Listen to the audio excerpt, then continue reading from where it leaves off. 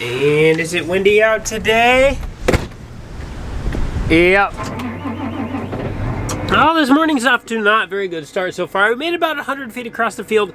We have a sensor going off on the planter saying that one of the downforce units is not putting downforce to the ground. Call Van Wall. 30 minutes later, here they are. A lot faster than I expected. I'm gonna run it through a set point test. Yeah, it's only reading like 56 pounds down pressure. We ended up putting this new piece in right there. I guess it's a hydraulic valve of some sort. I'm at my house. This is bean stubble. We are planting some beans in here. We're gonna be doing what's called intercropping. We're gonna be planting some corn and we're gonna be planting some beans over here. So I'm gonna have some different row configurations set up. I'm doing about a 20-acre little trial bit. It'll make way more sense once stuff actually starts coming out of the ground. We upgraded the seed tender this year from an Unverfirth Seed Pro 410 to the 410 XL. So this one has, I believe the auger is 3 feet longer. Instead of being a 6-inch diameter, it's an 8-inch diameter. This one has a hydraulic cylinder that will swing it out with the remote control, as well as lift it. The old one, you had to swing it out manually. And then we also have automatic scale control in this. So there's a scale inside of there. And so once, like, whatever we have it set, say 300 pounds of seed comes out, these cylinders will automatically shut off. So you can really dial in like exactly how many pounds of seed you want per side on the planter. Stinking cool. There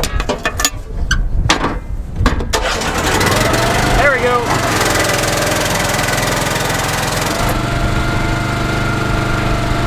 We were cutting it close on seed, yikes. Right now we got 5,465 pounds on there, so what we can do is we can hit the trigger on the back.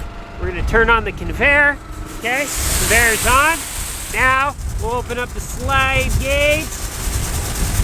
Then we should get some seed here in a second. Whoa! Oh, that last step's big. Whee! Come walking in the shop. Looks like Cooper is doing some work on the planter. I guess he was out planting. The pump back here went kapooey, I guess. I guess the seals went out, started gushing oil. Cooper found out one of our neighbors had a pump, so I don't know what they got worked out. So he put that pump back on the tractor, getting things ready to roll. Whoa, nice tight driveway. Did we make it? Yes, we did, ladies and gentlemen. Welcome to Mary Lou's Glass Bean Field. Hey, Neva. Yes. Have you ever heard of something called a medium rare ribeye steak with all the fixings? Yes, do you want me to make that today? Si, por favor. Do a depth check. Oh, perfect moisture. Little sandier soil up on this hillside. There, we got a bean right there. I'm looking at this open furrow, so this is gonna give me a test to basically say how much pressure are these putting? Is it too much or too little? I'm looking at that sidewall quality and seeing how hard it is. Oh, that thing moves nicely. And what I want to do, we can use this here, corn cob. I'm just going to push right on the side, simulating these closing wheels. We're going to see how it breaks off into the furrow to cave everything in. That's about perfect. If we do this and like a big 6-inch chunk comes off, we're putting too much pressure on. I'm also looking at how much trash is down there at the bottom of the furrow. We're down a little bit. We have some beans there. We're gonna get a little bit just because of the no-till situation we're dealing in, but we want to minimize that as much as possible. This looks to me pretty clear.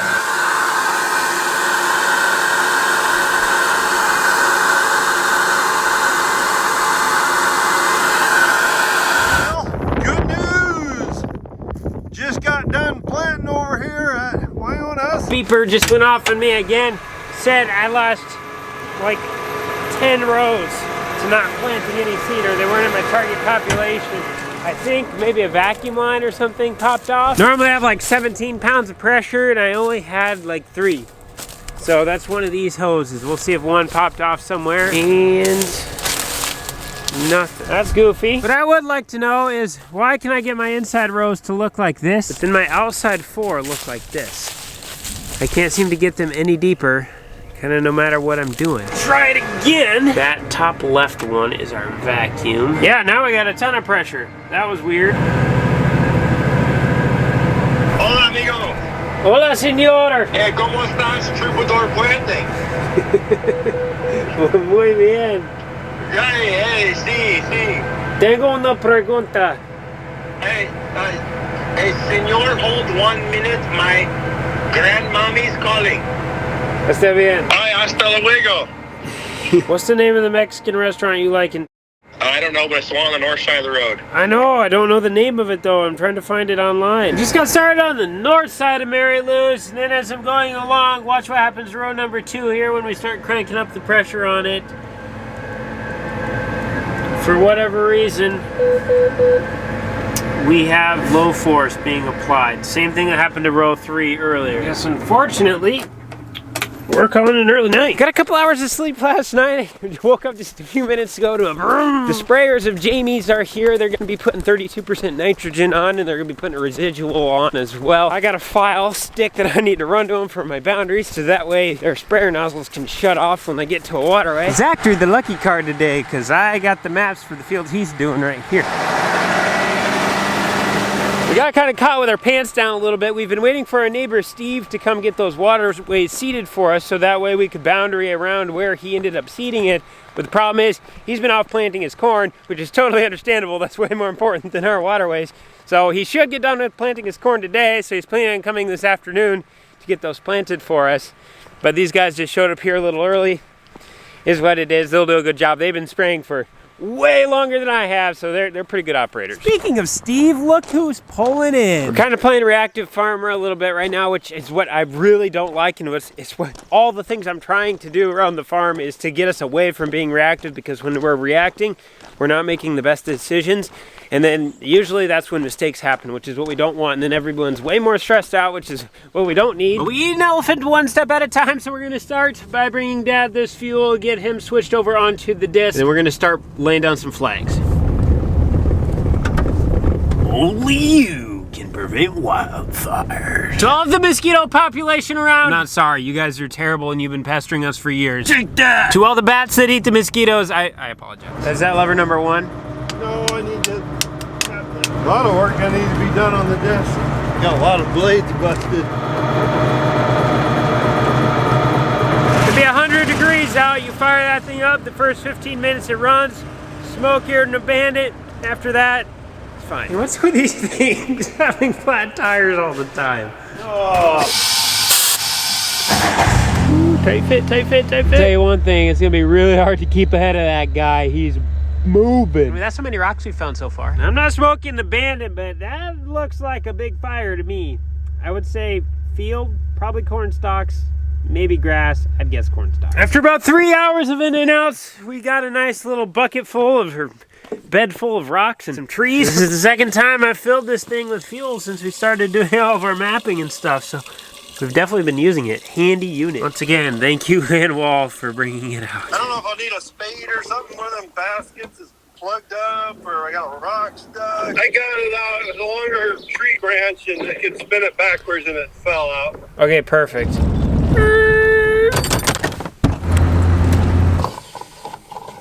Oh yeah, she was about empty.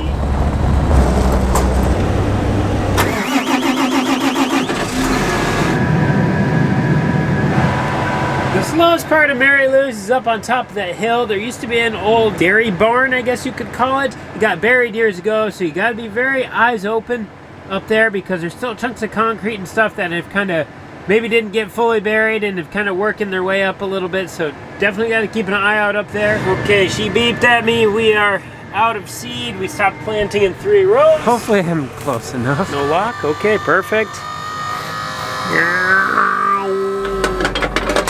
Hey. Oh, these buckets of seed were clean up from Cooper's planter, so it probably got a few extra bags right here at 4 buckets. Ugh. Wow, we have a lot more seed in that side. This side's empty. Empty, empty.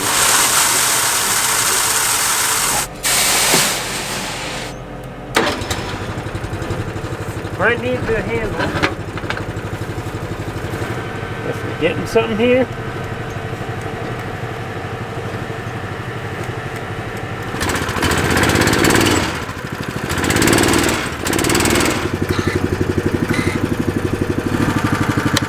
There. I'm gonna try to put like 20 seconds in each side, so that way we can try to even it as much out as possible. We don't have a scale on this one, so we can't exactly measure it that way, so we're just gonna have to go based off time.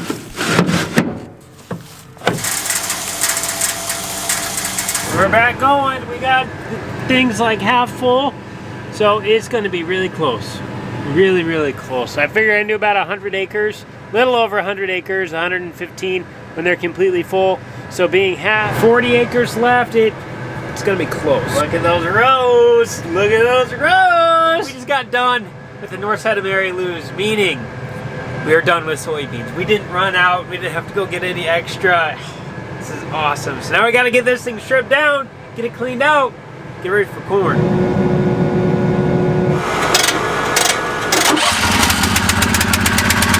I think the beans got in real good. We're ready to start on corn. The temperature is looking really nice ahead. According to what I heard this morning, soil temperature is 54 degrees.